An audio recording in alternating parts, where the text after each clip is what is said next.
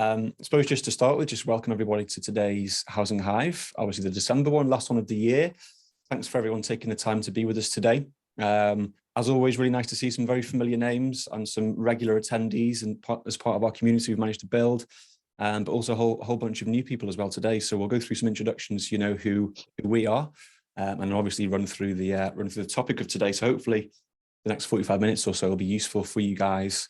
The purpose of this is essentially to bring you all together and share ideas around sort of hot topics in the sector and sort of how we can help as well from our perspective. But yeah, hopefully you take something away from today and it's been beneficial for you. So we'll get started. So a quick note on the agenda. We will go through intros shortly to Jenny, myself, and also Prodo as a partner. But yeah, if you wouldn't mind staying muted for now, that would be really helpful, just in case there is any background noise. Not that Jenny and the headphones will be able to hear it anyway, Jen. But yeah, there will be some helpful resources as well from my colleague Liv. Just we'll be dropping a few links into the chat pane, so feel free to have a look at those. And please do feel free to pop any questions you have in there. We do like to keep it quite conversational and informal as well, so we'll look into those and sort of cover those off towards the end. Obviously, we'll go into the main topic of today, which is all around TSMs, what you need to know, what you need to do, and why you should be looking at digital solutions to sort of help this process. And then, yeah, time for a bit of Q&A at the end. We'll do our best to answer what we can, or even maybe just sort of open the floor and let you guys answer one another's questions as well.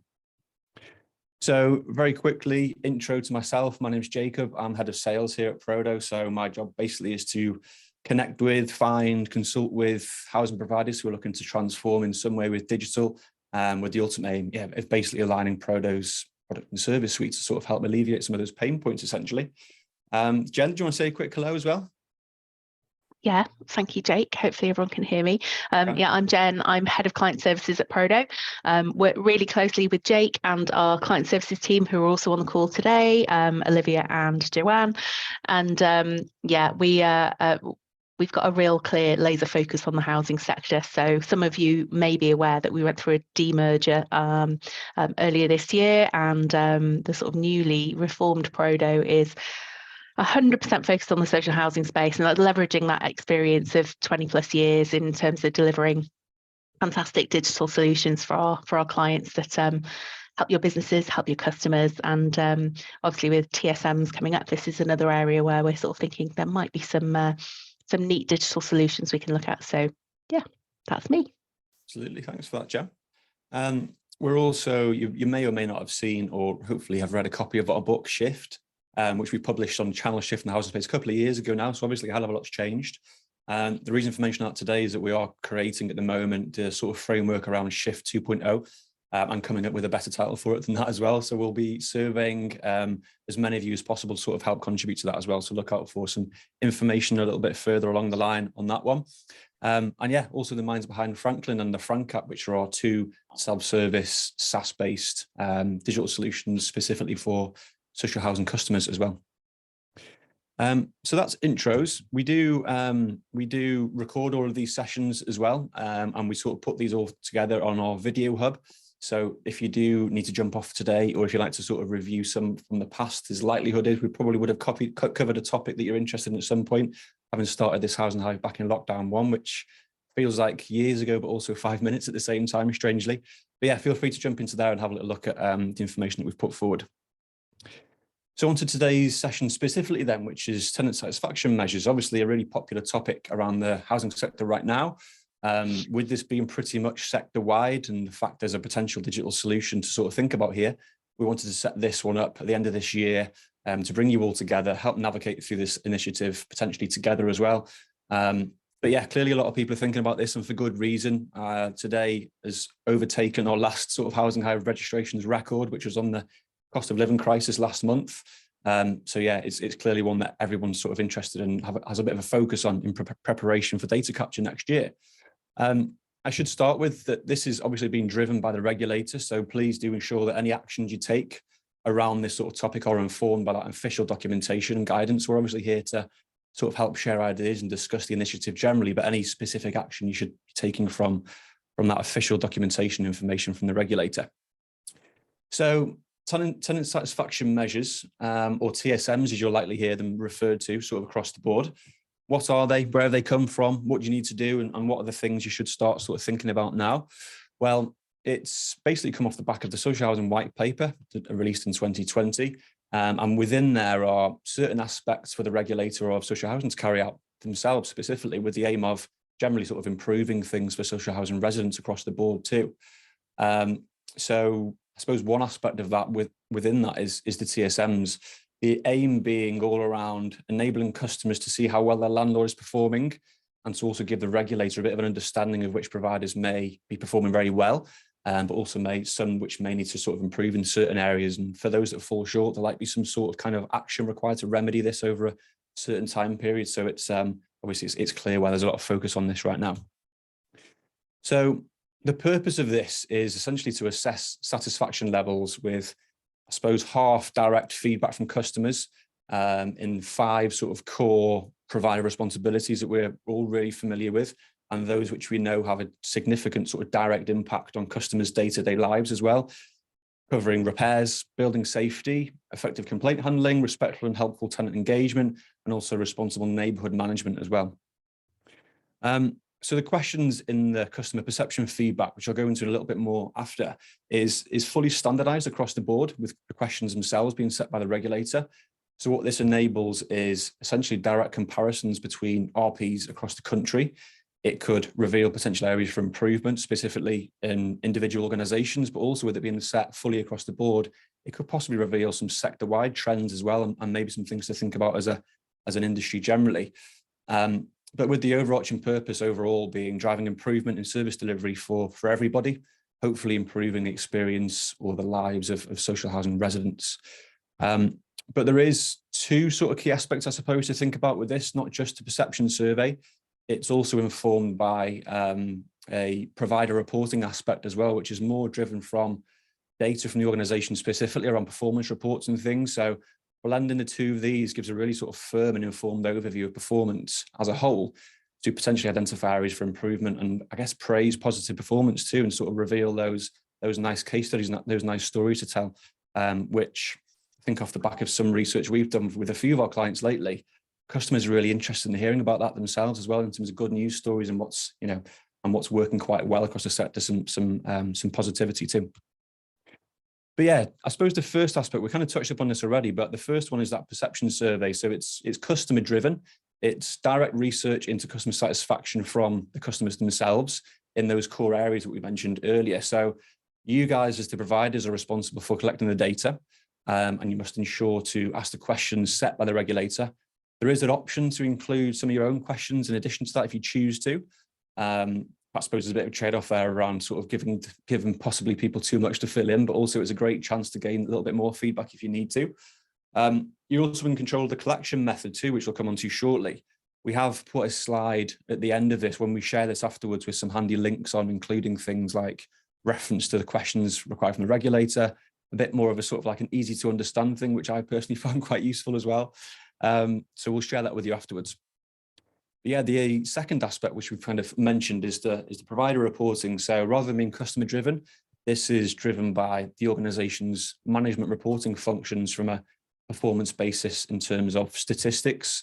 So this is all around things like percentage of the stock which meet the decent homes standard, actual resolution timescales for repairs, percentage of homes which have necessary safety checks in place and they are ongoing, levels of complaints and response timescales around that too, and also antisocial behaviour cases related to the size of the provider in terms of number of stock and number of tenancies as well. So we've kind of touched on so far. We know what they are, TSMs, why they're being put in place, and exactly what needs capturing. There are some key things to consider when embarking on this as a project, which obviously is sort of a theme throughout the regulator and the official documentation as well for you to have a read of. But I think a couple of things to really sort of think about from this point in time now is, firstly, methodology that you use for data collection.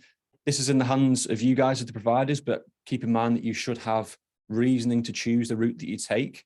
If you change tack and pivot for whatever reason to an alternative method partway through, again, you need to have reasoning ready and sort of notify the regulator of that.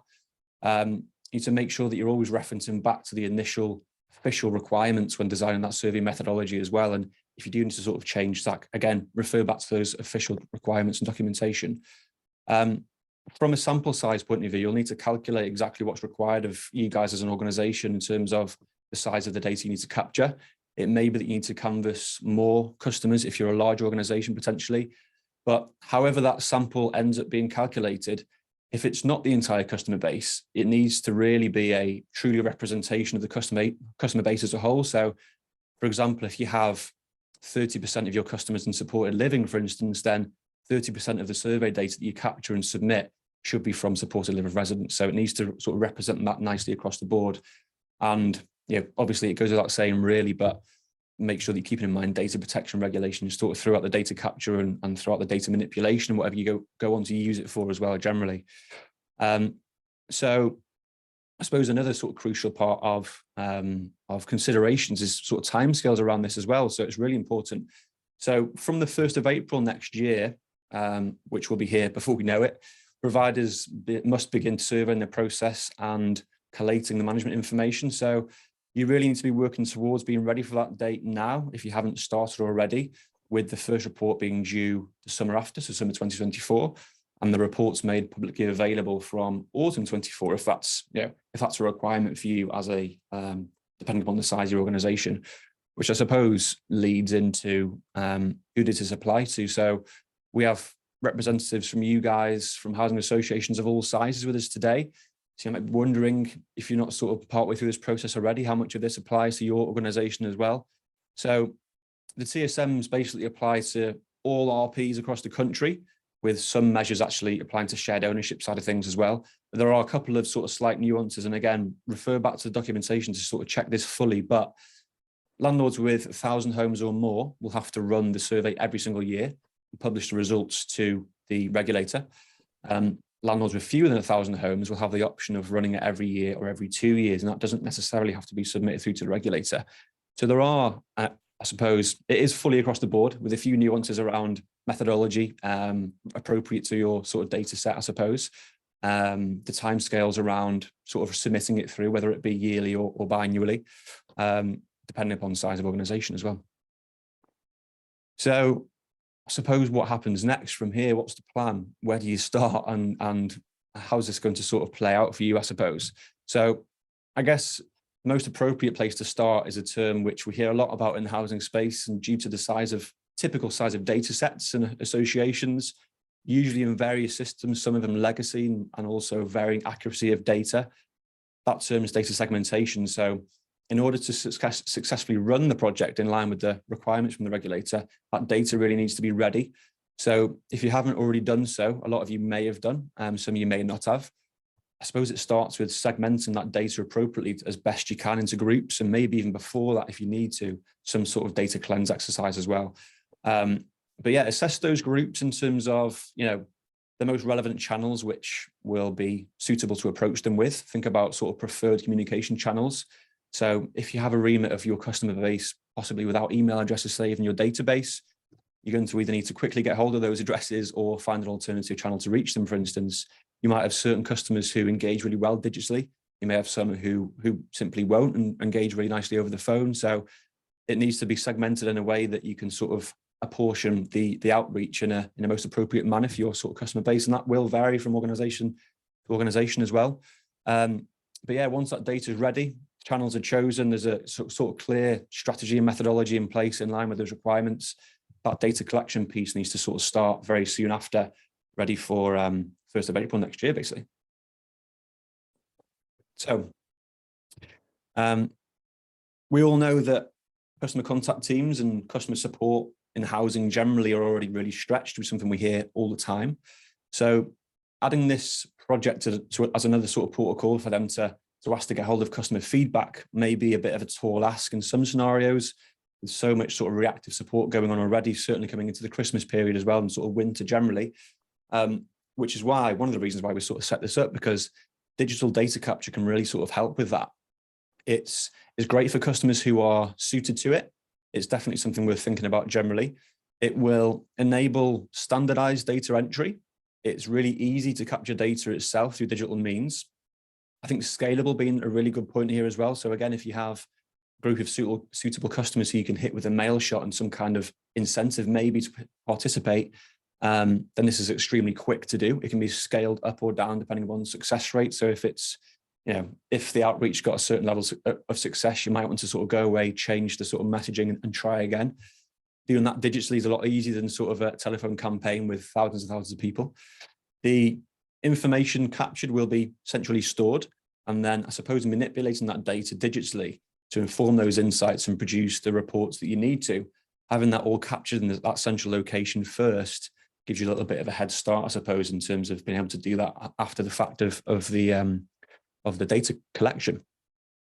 I think sorry, Jake, Jen. when we just to add to that, when we think about this being a repeatable task as well, something that you're more than likely going to be handling every year, possibly every couple of years, actually having a simple means of being able to revisit the same exercise in the same way would be really beneficial, and obviously give you lots of efficiency in terms of how you capture data and collect the information that you need.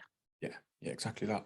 It's I suppose it's another checkpoint, isn't it, on the sort of general road to digital transformation. If all of this has to be done offline, then, and you're right, it's more effort and more effort to collect it, more effort potentially to form those insights off the back of it as well. And it could be the fact that moving through this process, you can sort of reveal, not only sort of tick the box in terms of doing what you need to for the regulator, but also reveal certain areas which maybe will inform certain things internally as well. So having that all captured and sort of usable internally from a digital point of view is certainly something to think about for sure.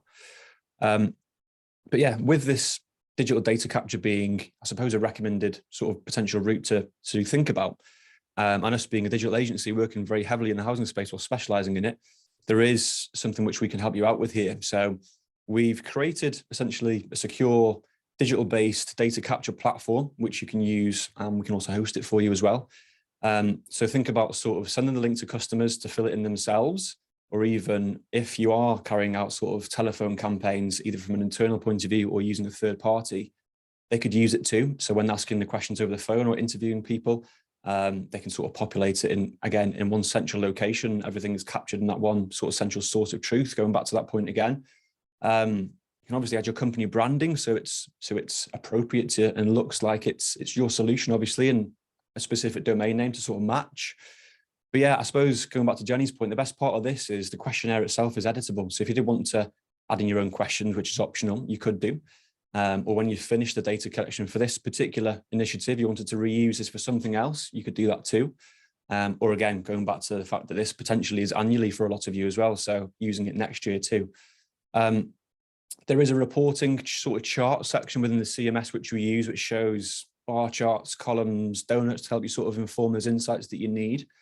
And as per the requirements, when you sort of read through those, you'll see that you need to capture and take hold of partially completed surveys as well, which you can do. But we've also included sort of a nice friendly email reminder to sort of prompt completion to those people who maybe do get a certain way through it and sort of bounce off the report as well. So that can encourage, I suppose, a fuller data capture as well, which is going to feed in better to that sort of report. And yeah, again, it's something which you could reuse for another purpose in the meantime. It could be something you reuse next year. So yeah, hopefully that'll be something which could help you guys out. I've spoken to a few associations who are employing third parties to run through telephone campaigns and sort of take hold of the whole process themselves. But yeah, if you're looking for, going back to the sort of the benefits of digital data capture, if you're looking for something and we can sort of help you with it, then, feel free to let us know and we can have a one-to-one chat about how we might be able to implement that for you, because it's also something we can sort of spin up quite quickly. That probably leads into a couple of the questions we already had on the chat. So Steph, I'm not sure where you're from, but Steph raised the question of, do we have any data on satisfaction rates by channel? In our experience, there are differences. Telephone higher than digital capture. Steph, can you clarify, was that for satisfaction levels or was it saturation rates? Wasn't quite sure based on the question. Do you want to come off mute and just give us a little bit more on that one? It was both, Jenny. So a higher return rate, but also lower satisfaction rates. That's interesting. Yeah. So I think from a sort of saturation rate in terms of adoption of channels, we know from speaking to, you know, everyone that we speak to in the sector, clients, and you know, people that we're not working directly with, but we know that utilization of digital channels is increasing all the time, and that's something that obviously no one expects to kind of slow down. It might plateau.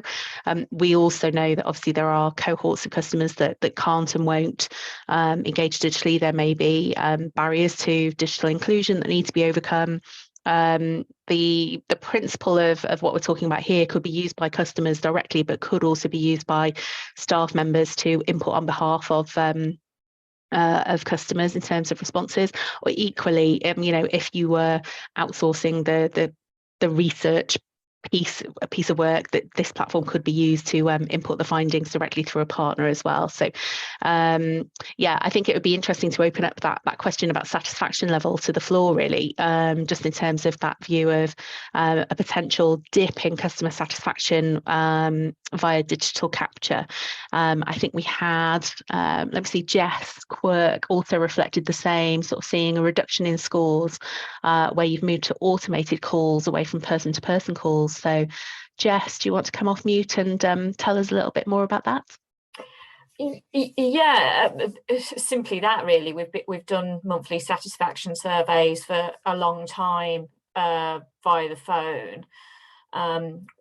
We wanted to increase sample size, so decided to go down an automated and digital route to up our numbers. And what we've seen is that the scores have dropped quite a bit. So we've only run it for a couple of months, so we'll keep going and see how it continues in terms of trend. But yeah, we have seen a bit of a drop, unfortunately. Yeah, I think a few others are reflecting that as well. Joe Worth and Gethin Armstrong as well. I guess as a bit of a sort of devil's advocate question, do you think there's a correlation with that between perhaps customers being more candid when they're not speaking to a person directly? Do you think that's a factor? I do. I think it's easier to be honest when you're not talking directly to a person, so that will be a factor. I think you've also probably got more of a motivation to take part if you've had a poor experience, if it's not someone calling you. So you know, if you're happy with everything, you're probably less likely to do the survey. It's like reviews, isn't it? Yeah, of course. Yeah. Whereas if someone's phoning you and you happen to be available, you might go through the full process with them. So I think there's a couple of factors there.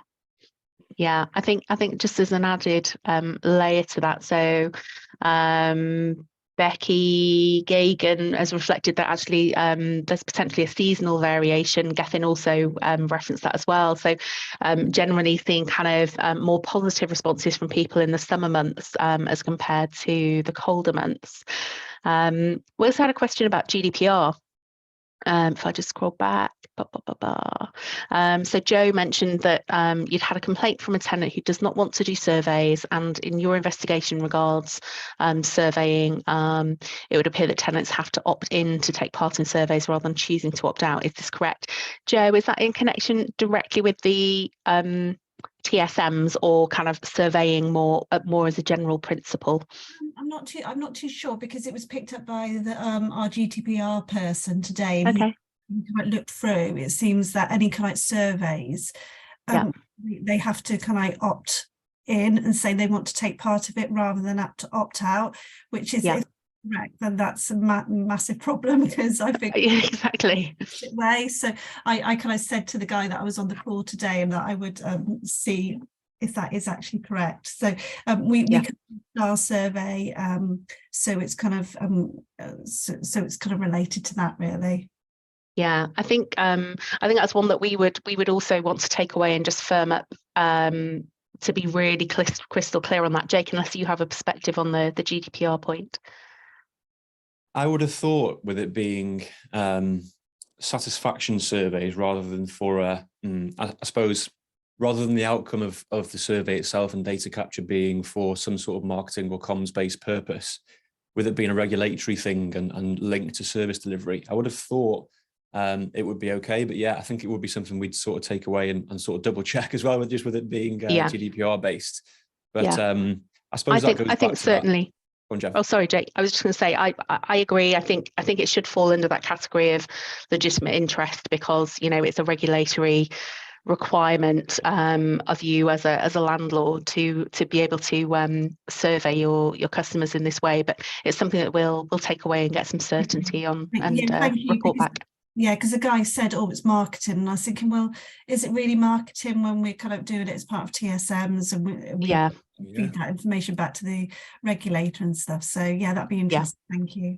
I think we can confidently say it's definitely not marketing. It would definitely fall within the category of legitimate interest. You have a contract with that tenant, as their provider of housing, and yeah, we will track back on that for you. But certainly, definitely doesn't fall under the marketing category in terms of the requirement to capture this data. Yeah. Let's see, we've got a few other questions that have popped in, lots to do with the sort of shift in satisfaction levels depending on channel. Okay, yes, Shuna came out to say, fine, yes, because it's legitimate interest, but you do have to give the option to opt out if they wish. We haven't had any issues with this. Yeah, I think sort of in connected to that point, we'll also kind of include that in our follow-up in terms of a bit of certainty there.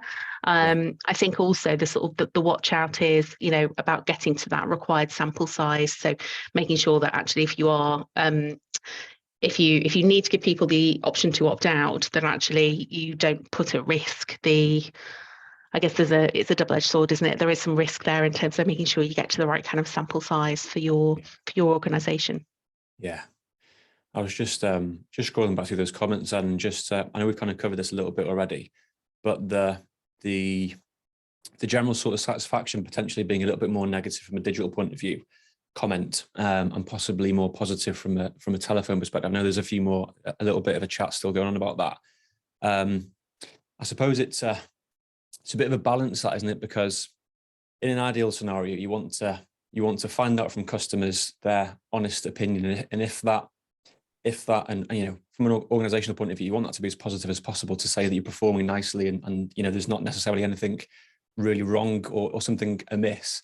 But I suppose with the whole purpose of it being an honest sort of opinion from the entire customer base, maybe that more honest approach via digital is the most appropriate. If it's a balance, isn't it, of getting the results that you're looking for, but also the most honest sort of opinion of service delivery generally as well. So I think going back to that blended approach of digital's easy to sort of scale and get out to as many people as possible, but maybe the telephone contact for those who are most suited to it would give you the most sort of true reflection, because that honesty is, again, it's the customer feedback itself is contributing quite widely to the output of this report. So it needs to be honest, but you also want it to be honest in the right way, don't you? Do you know what I'm trying to say there, Jen? Yeah. I think as well, a platform like we're proposing here can also capture that view of source. So actually, if the customer is inputting directly, we can capture that as a kind of a hidden source in the background. If a colleague was inputting the data on behalf of a customer, we can capture that actually it's being done on the phone. So there'd be ways of then kind of extrapolating kind of what that view looks like in terms of, is there a skew to more positive responses? Through those that are actually captured as part of a conversation. I think something we're really interested in as well, because obviously it's December. We know that the survey requirement starts at 1st of April. Are any of you already implementing a methodology? Do you already have a plan in place for how you're going to conduct the surveying? It would be really, really interesting to hear from anyone in the group. I think we've got Fiona from Thrive on the call as well. So Fiona, I don't know if you wanted to mention anything in terms of what's happening at Thrive. Jen, Fiona just dropped an email to say she's apologised. I was just going to say, she's had to jump off. Oh, sorry, I missed that. Sorry. Don't worry. I've got the chat pane covered over here. But yes, anyone else on the call that is already, if you've defined your methodology, if you started the surveying, Steph actually has just popped on to say you've done a couple of pilot runs. So it'd be great to hear a little bit more about what those pilot runs have included and how they've gone. We haven't yet got the results. So the first data capture was in November and we're going to do it again in February. So it's a mixture between digital on the back of an email link that we send out. We don't have a kind of platform ourselves, but we're having it done externally, and then some outbound telephone. I'm interested in whether that is inclusive enough and whether we've actually got some customers who we should be sending out some forms to, even who we won't be able to get hold of on the phone. So that's one of the things that we're testing out.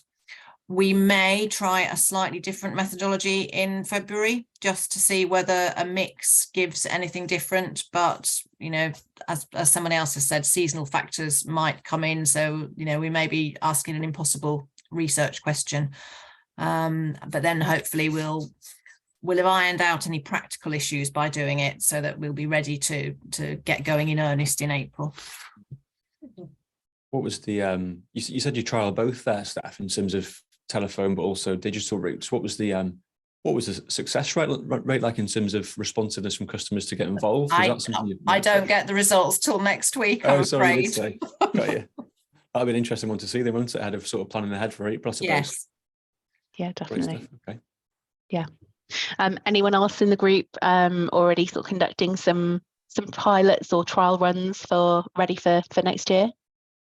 We've got a response from Christina, started a survey in January, which will be the questions we ask in 2020, 23, 24, completed externally.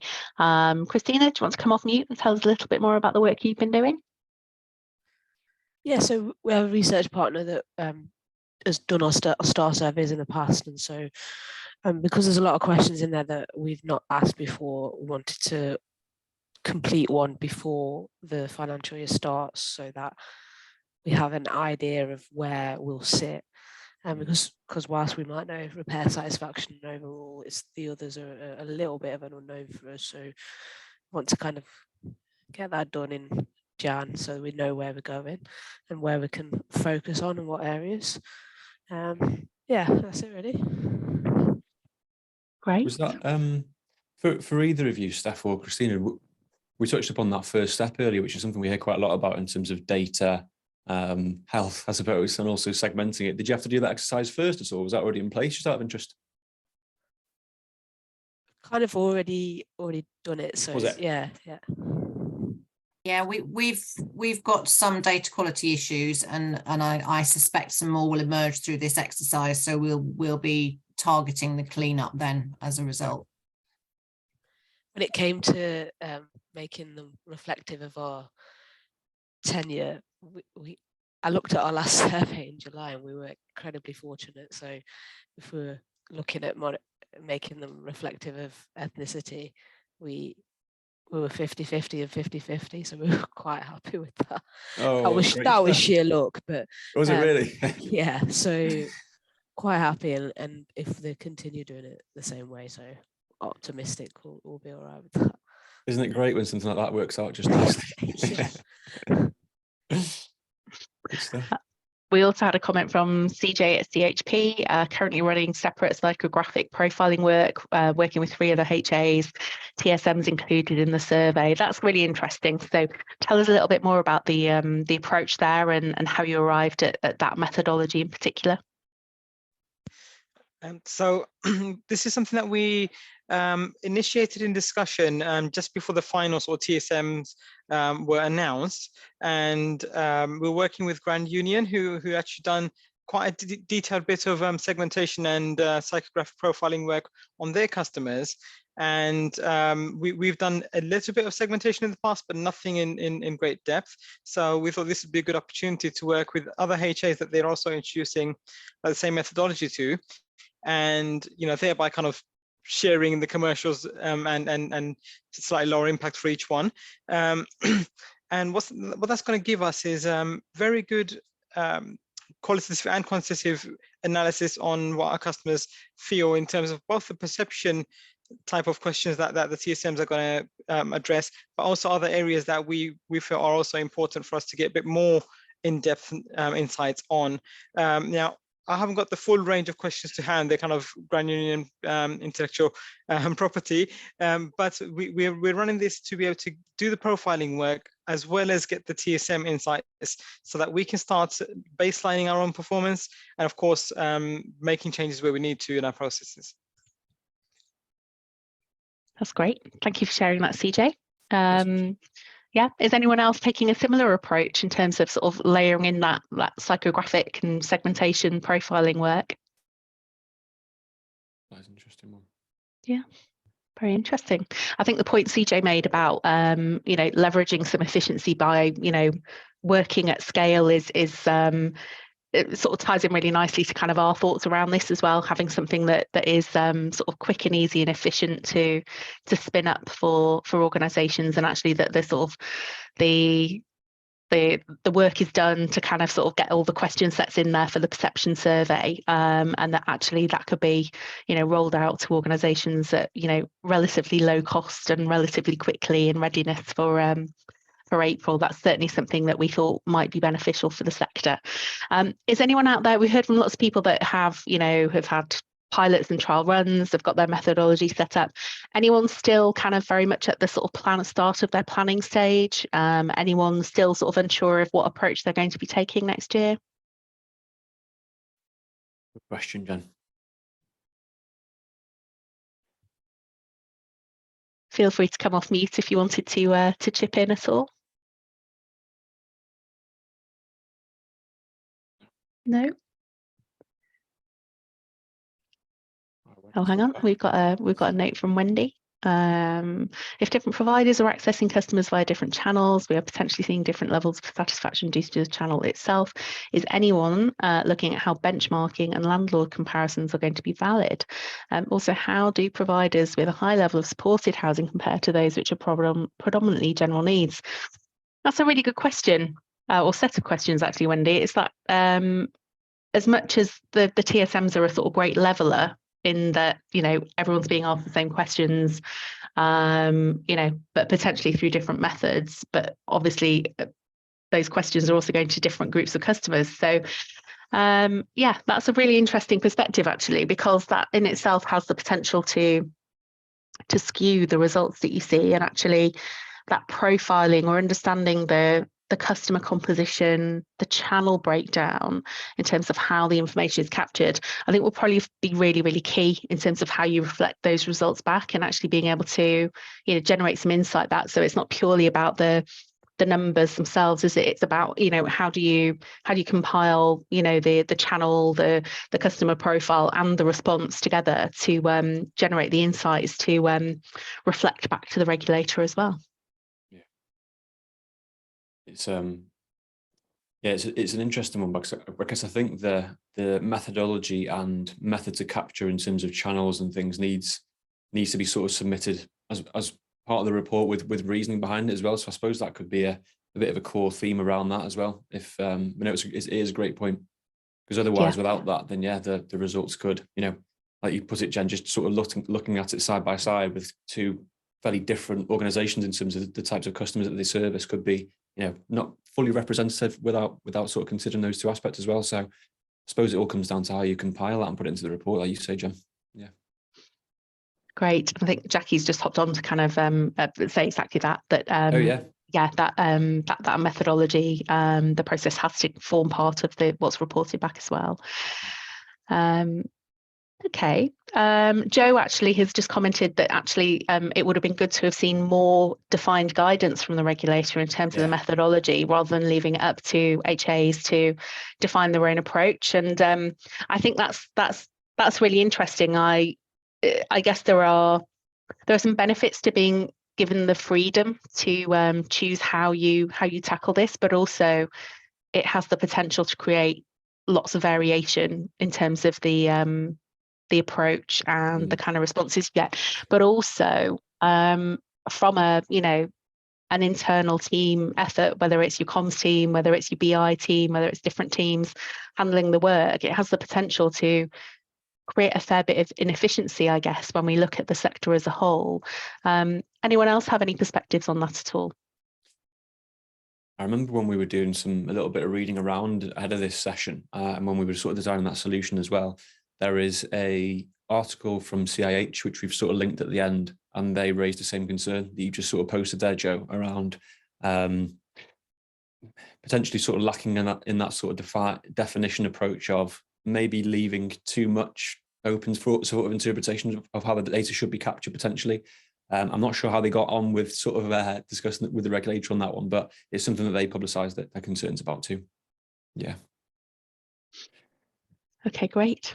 I think we're coming up to the last few minutes of the session then, Jake. Have we got anything else we wanted to take the group through? Yeah, just quickly, I suppose, before we end, we always like to sort of, together with sort of discussing with you guys potential options to sort of help you with this particular project, we always like to give you something as well to sort of take away. So we're doing a hell of a lot of free sort of website audits at the moment, with us being a website expert in the housing space, digital expert in the housing space, where me and the team take the website away, both combination of automated software checks, but also internal sort of assessments as well with our UX team and insights team as well. And then, yeah, we basically formulate a report for free on your website performance in various areas, and then present that back either via Zoom or in a video. So if you are interested in that, or if you are also obviously interested in the TSM solution as well, please do feel free to get in touch with us via the website or connect with me on LinkedIn, and we can give you a hand on that one as well. But yeah, these are the sort of the links that we've sort of helped, that we've used to sort of help guide certain aspects of this. Some of them are official ones, and like I say, from CIH at the bottom there as well. So when we send this through, you'll have access to those too.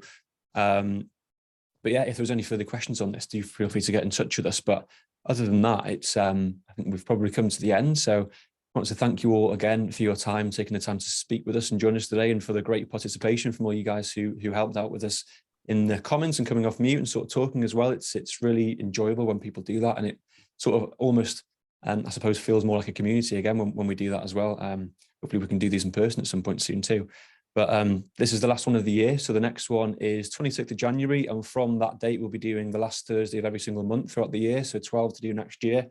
But yeah, this will be a completely different topic. So it's all around maximising property promotions through digital channels as well. And we've got Rob from Guinness Partnerships going to be joining us, as well as a couple of other panellists as well.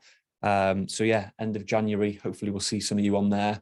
But I suppose from us at Prodo, thanks again for joining. Have a great final sort of stint of the year and a nice Christmas break. And yeah, hopefully we'll see you all in the new year at some point too. Thanks so much, everyone. Yeah, happy Christmas. Have a good break. We'll see you next year. Thanks, guys. Bye. Bye.